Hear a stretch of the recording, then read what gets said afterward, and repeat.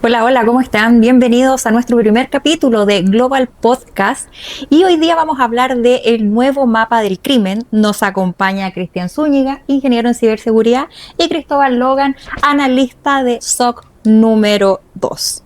Bueno, acá en Chile durante los últimos años la verdad es que ha sido blanco de varios ataques, sobre todo a lo que son las empresas de telecomunicaciones, a la banca y la infraestructura crítica. También el caso más importante, por lo menos en nuestro país, se han dado entre 2022 y 2026 con el hackeo y la filtración de información tanto del Ministerio de Justicia como del Poder Judicial ahora en mayo pasado. Bueno, Cristian, ¿qué fue lo que cambió en los ataques durante los últimos años acá en Chile? Sobre todo lo que ha sido un factor súper importante ha sido la explosión de la tecnología, que cada vez la tecnología es mucho más asequible. Las nuevas tecnologías como la IA, que eso ha sido exponencial, eso ha sido un factor muy grande en el sentido que lo potencia mucho la rapidez de los ataques y cada vez nuestra vida ha sido mucho más digitalizada, entonces también las instituciones públicas, tanto públicas como privadas, no están muy preparados en la tecnología actual y eso lo ha traído muchos eventos de infiltraciones, de vulnerabilidades y hartos ataques que hemos registrado en los últimos años. Estos ataques principalmente se dan de grupos de personas, o sea, nos vamos olvidando un poco de la imagen de este hacker metido en un sótano, trabajando ahí un poco escondido. Hay grupos, hay grandes cantidad de personas trabajando para esto. ¿Cómo se va evolucionando? Porque lamentablemente es una evolución de lo que es el cibercrimen. ¿Cómo se va evolucionando para que se suscite este tipo de situaciones y también qué es lo que pasa hoy en día y cómo están preparadas las empresas en Chile? Bueno, las empresas ahora en Chile deberían estar bastante más preparadas, más que nada por el marco regulatorio que hoy rige, con la ley de datos y todo ese tipo de cosas que se han ido implementando con la Agencia Nacional de Ciberseguridad. Deberían en el papel estar más preparadas, pero generalmente los ciberdelincuentes que ya no están en un sótano, como bien dice, son grupos de personas que intentan atacar o entran a la empresa y entran de manera silenciosa. Puede ser por algún phishing, por algún bitching, consiguiéndose los correos, las contraseñas, por exfiltraciones. Y básicamente con el uso de la IA se puede falsear voz, falsear imágenes deepfake y también se puede hacer phishing muchísimo más rápido. Ahora tú le dices a la IA, oye, cópiame este sitio y te copia todo el código. Y tú puedes ya empezar a hacer campañas de phishing y extraer información, extraer datos, cuentas, todo tipo de información para poder entrar a la empresa. Es mucho más sencillo en ese sentido la aplicación de la tecnología. Acaba de tocar un punto súper importante que es el uso de inteligencia artificial. Vale decir también esto viene siendo como el cibercrimen a servicio. ¿Cómo lo podemos desarrollar para que, cómo funciona este sistema? ¿Es un sistema automatizado de ciberataque a las empresas? Es una tecnología y una tecnología puede ser usada tanto para hacer cosas positivas como negativas. Es una tecnología de un crecimiento tan exponencial y rápido en aprendizaje que ha ayudado bastante hablando por el lado del hackeo llamadas de sombrero negro, hacer análisis mucho más rápidos de plataforma, poder hacer explotaciones más rápidas, creaciones de exploits más rápido también, porque al ser una fuente de conocimiento y está mucho más exponencial su aprendizaje, entonces eso te ayuda bastante a los criminales a que puedan efectuar un ataque más efectivo que que antes era mucho más artesanal el proceso. Tenía que el atacante tener más conocimiento. Hoy en día, con menos conocimiento se puede hacer más. Perfecto. Hay un término que está sonando harto, que es el Random as a Service. ¿Tiene directa relación con lo que estamos hablando en este minuto? Claro, el Ransomware as a Service, bueno, en el último año solamente se han registrado más de 250 grupos nuevos de ransomware y el tiempo de operación de estos se ha reducido como en un 30%. ¿Por qué? Porque con la IA se puede hacer mucho más rápido los procesos. Entonces eso es algo bien a tener en cuenta en el panorama de la ciberseguridad. Sí, también se habla que, bueno, lo que tú mencionabas anteriormente, que también los grupos ahora son bien silentos, o sea, se demoran en actuar. Y eso es ¿por qué? Porque quieren, cuando logran o cuando están planeando este ciberataque, quieren lograr la mayor cantidad de tiempo, o simplemente porque hay sistemas que son mucho más, están mejor posicionados a la hora de poder hackear este tipo de información para cometer su cibercrimen. Cuando estos grupos avanzados de hackers intentan infiltrarse en un sistema o generar algún daño, generalmente no lo hacen en el instante. Empiezan a evaluar las distintas situaciones que tienen las compañías o el blanco que están atacando, porque también entendamos que las compañías, los servicios tienen protecciones y esas protecciones también funcionan y son barreras que hay que poder saltar para el atacante y poder llegar al objetivo final. Entonces también no es instantáneo que ellos lleguen y efectúen el ataque. Generalmente tienen un proceso de ir analizando para ir generando nuevas tácticas con técnicas más avanzadas. Estamos hablando que son grupos, no son solamente una persona, como se mencionó que un hacker está en un sótano, no, son grupos de personas. Hay mucho hacktivismo, hay grupos avanzados que son entrenados también por gobiernos y así los podemos encontrar con una serie de factores. Entonces, los ataques generalmente los que generan mucho más impacto y tienen más relevancia son ataques que llevan tiempo gastándose. Tienen una génesis que por lo general es un promedio que manejamos, son como 6 meses que están preparando el ataque y han habido registros que entran y están ahí, el virus está en una forma inocua, recolectando información para después en algún momento poder activarse y generar el impacto que busca. Y eso pasa, por ejemplo, principalmente porque, enfocándonos en general a nivel mundial, ¿existe la capacidad de personas especializadas para frenar este tipo de ataques o tenemos cierto déficit para poder enfrentar de mejor manera esto? Evitar de total manera los ciberataques en este caso. No, hay un déficit igual a nivel global de profesionales de ciberseguridad, más que nada porque este área en particular requiere mucha expertise, más que nada. Se requiere mucha capacitación, entrenamiento. Entonces, a pesar de que es un campo atractivo y que es un campo lucrativo también en cuanto a monetario, no se logra tener la madurez suficiente. Yo creo que por ahí va al lado lo de los profesionales. No sé si ahí Cristian puede complementar un poquito y tiene cifras más concretas. Sí, hay un déficit a nivel mundial, no solamente aquí en Chile y en la región. Un déficit grande de profesionales y especialistas en seguridad, porque no solamente hablamos de seguridad de código, tenemos seguridad en redes, tenemos seguridad en bases de datos, seguridad ya más enfocado en la parte geopolítica, porque hay técnicas para hacer ingenierías sociales. Entonces es un campo muy extenso y son muchas tecnologías las que hay que dominar, y esa es la brecha que hay hoy en día, que los especialistas, tenemos especialistas en N1, analistas, analistas N2, tenemos ya N3 que son especializados en alguna tecnología, tenemos forencia, entonces hay mucho donde se necesita gente y no hay, no hay tanta, si es el tema.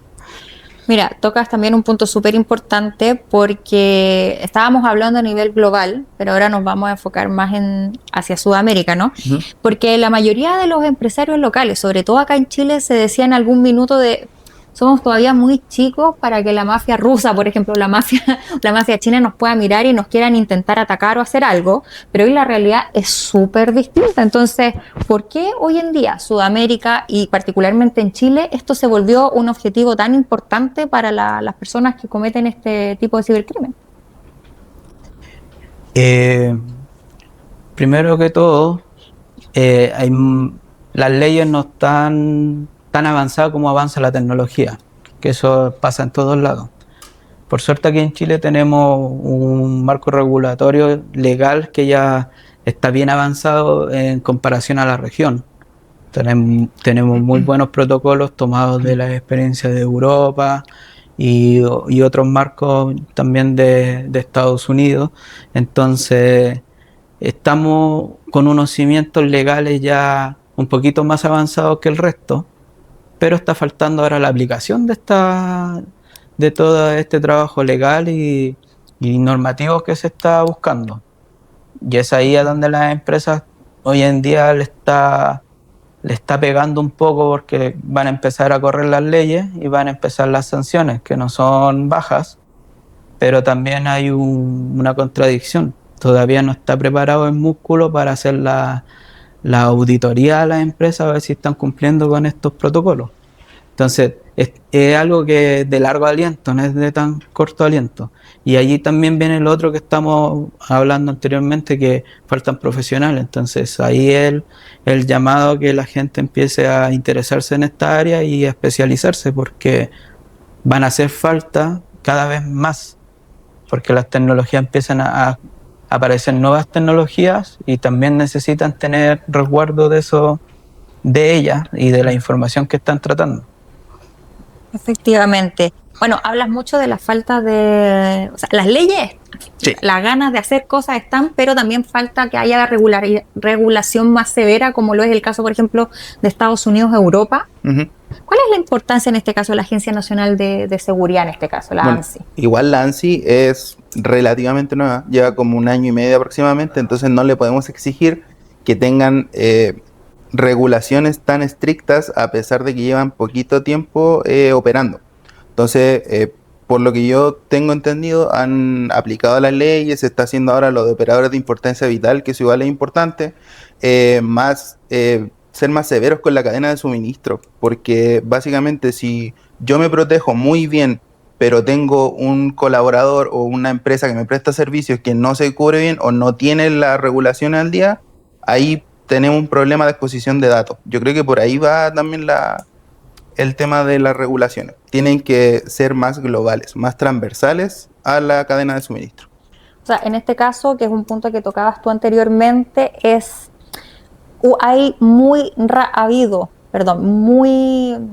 se ha digitalizado todo muy rápido, pero falta un poco la maduración. Claro, va por el tema de madurez. Yo creo que por ahí va el tema de las regulaciones. Hace falta aquí en Chile eso, más maduración en cuanto a procesos, en cuanto a servicios. Yo creo que por ahí va el tema. Y tener más mapeado lo que uno solicita externalizar. Yo creo que por ahí va el tema de mejorar el campo de la ciberseguridad. O sea, por lo que tú acabas de decir también, y sumado a que Sudamérica y principalmente Chile son áreas donde recién se está tomando mucho más en serio el tema de tener una mayor ciberseguridad en sus sistemas, valga la redundancia. O sea, aquí también estamos hablando de que esto es como... Actualmente estamos hablando de un terreno de pruebas altamente probable para ataques importantes que se han suscitado en este último tiempo, tomando en cuenta la alta seguridad que tiene tanto Estados Unidos como Europa respectivamente. Sí, teniendo en consideración eso, yo creo que sí. Entonces lo que básicamente hacen los cibercriminales es atacar la cadena de suministro, que es más fácil, por ejemplo, yo intentar atacar, no sé, una empresa grande como Falabella, Cencosud, prefiero atacar a las personas que le prestan servicio, que quizá tienen controles menos profundos o menos cuidados, y entrar de esa forma a los datos más grandes. Yo creo que por ahí va el tema. Entonces, ahora que estamos, bueno, entendiendo un poco más el tema de ciberseguridad, ahora estamos hablando, tratando de conocer un poco quiénes son las personas que están detrás de estos ataques. Son grandes grupos que ya se sacó un poco, ya se desmitificó el hacker solitario en el sótano. Entonces, ahora, por ejemplo, ¿qué industrias son las que están siendo más afectadas en este momento? Generalmente la banca, Uh-huh. las telecomunicaciones son industrias de muy alto interés para los hackers y los cibercriminales. Hablemos más de cibercriminales que de hackers, porque hackers también hay de sombrero blanco, que son las personas que trabajan en el área de ciberseguridad. Todo lo que es sistemas de retail, que manejan bases de datos grandes, los sistemas de prevenciones también, prevención sociales, todo eso son blancos. Los sistemas del gobierno también son blancos atractivos. Entonces, son el llamado, ahí vienen los OBI, los agentes críticos de suministro crítico, de cadena crítica para la operación del país, más claro, que solamente de privado, porque si tú afectas un banco, estás afectando la operación de más que solamente de los clientes, afecta la operación de todo el país, porque le va a resentir algún servicio que está conectado, que es del Estado, hacia el banco. Generalmente todos los bancos tienen conexión entre ellos, y eso genera un tipo de desastre, igual que las telecomunicaciones. Aquí se caen las telecomunicaciones y se genera un colapso en la ciudad. Uh-huh. Eso lo vimos cuando hubo un blackout, que no fue un ataque, pero si lo imaginamos y lo llevamos, si fuera un ciberataque, generaría el mismo impacto que vivimos hace un par de años cuando hubo un blackout de comunicación y de energía eléctrica también. También son blancos los suministros de energía eléctrica, agua potable. Uh-huh. Todas estas infraestructuras críticas son sumamente valiosas para generar un desastre. Por ejemplo, me hablaste también, bueno, hiciste un poco un cameo al blackout que se suscitó. Bueno, tenemos el del 2010, posterior al terremoto, y tenemos sobre todo el que ocurrió el año pasado, o sea, en pleno febrero. Claro. Que ahí prácticamente sentimos que se nos había acabado la vida. Sí. Pero básicamente ya, tocaste el tema también sobre todo de los ataques que se podrían suscitar o que se han dado en el sector de salud. ¿Por qué es tan crítica la operación en el sector de salud? ¿Por qué se pierden los datos? ¿Por qué faltarían insumos? ¿Qué es lo relevante acá, por ejemplo, en el sistema de salud, que es un sistema también tan delicado y es un tema tan importante en general para la comunidad? Esa pregunta es muy buena, porque las bases de datos de los sistemas de salud son súper críticas, porque sabemos los datos del ciudadano, qué enfermedades tiene, la estadística de proyección de vida que tienen. Esos datos son valiosos porque ellos los recolectan los criminales y los venden en la dark web. La dark web es una capa de internet, para hacer un poquito de contexto, donde no está mapeada en lo que nosotros vemos en el buscador de Google o Bing o el que queramos utilizar.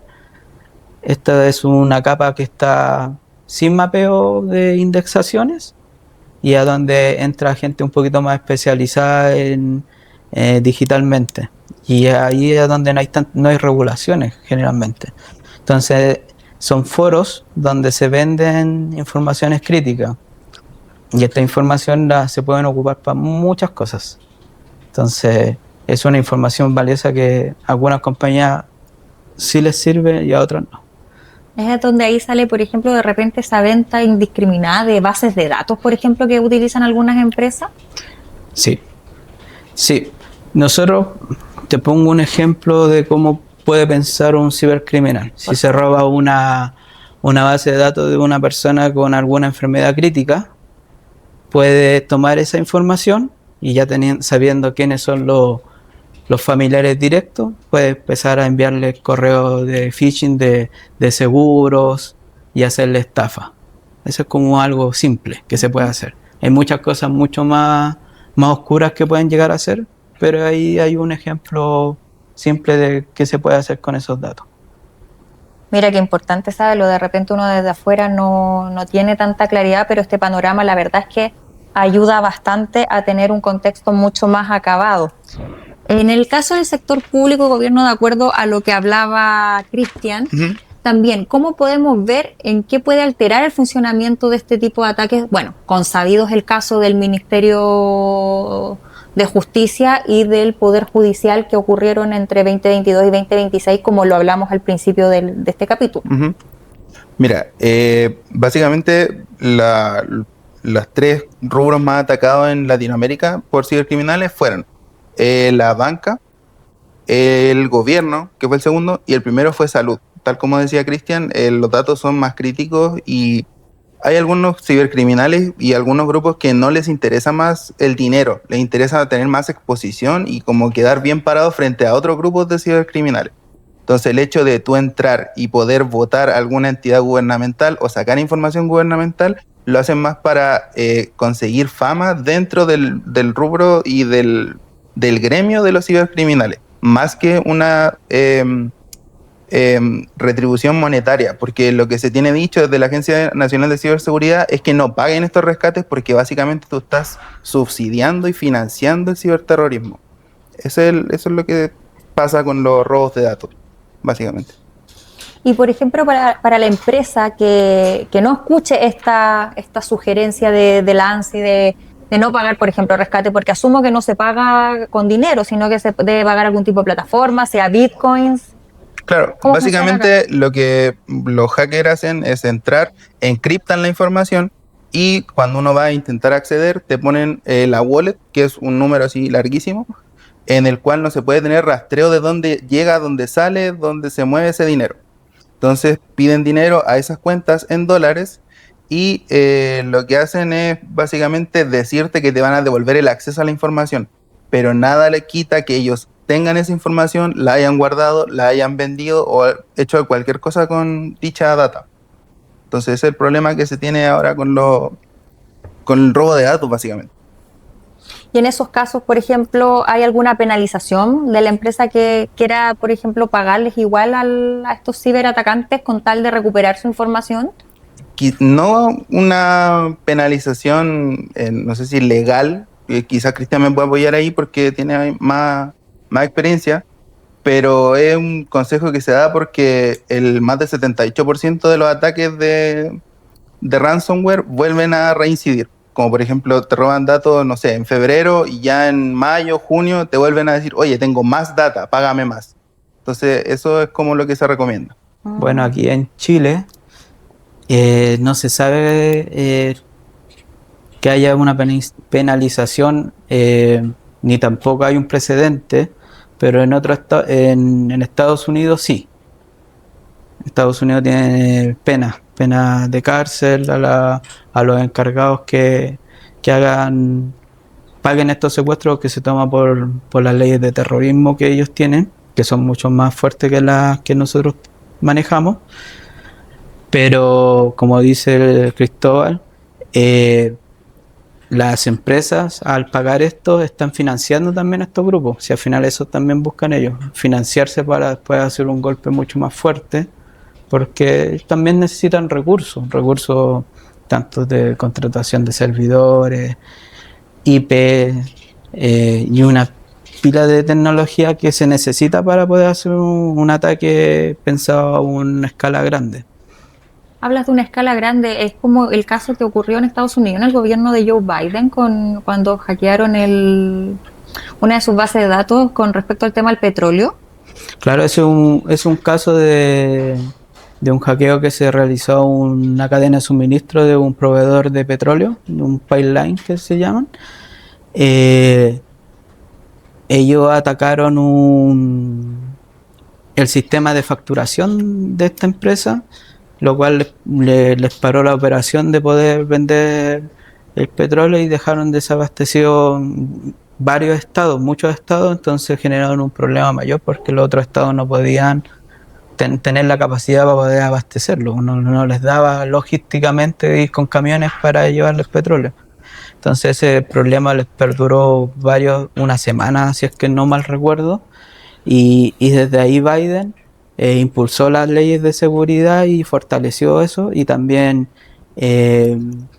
dio más recursos y exigió generalmente a estas empresas de importancia vital que tuvieran protocolos más fuertes y se potenciaron financieramente estas empresas para que tomaran mayores resguardos, tuvieran tecnología más de punta, áreas más especializadas en seguridad y fortalecer en base la cadena de suministro de primera categoría, que son hidroeléctrica, servicios de agua, petróleo, gas. Todas estas empresas que mantienen la operación de un país son las más críticas y las que tienen más repercusiones, que buscan más atacarlos, generalmente los hackers activistas o grupos avanzados de otros países. Eso mismo te iba a decir, que son los más apetecidos por estos grupos cibercriminales. Y bueno, ya para finalizar este capítulo, ya el diagnóstico fue hecho. Entonces ahora en el siguiente episodio nos vamos a meter un poco en lo que es la sala de operaciones, los errores que de repente cometen los líderes y cómo empezar a diseñar una defensa que de verdad funcione. Así, Cristian, Cristóbal, les agradezco mucho y a ustedes los dejamos invitados para una nueva oportunidad en este capítulo nuevo de Global Podcast. Gracias. Gracias.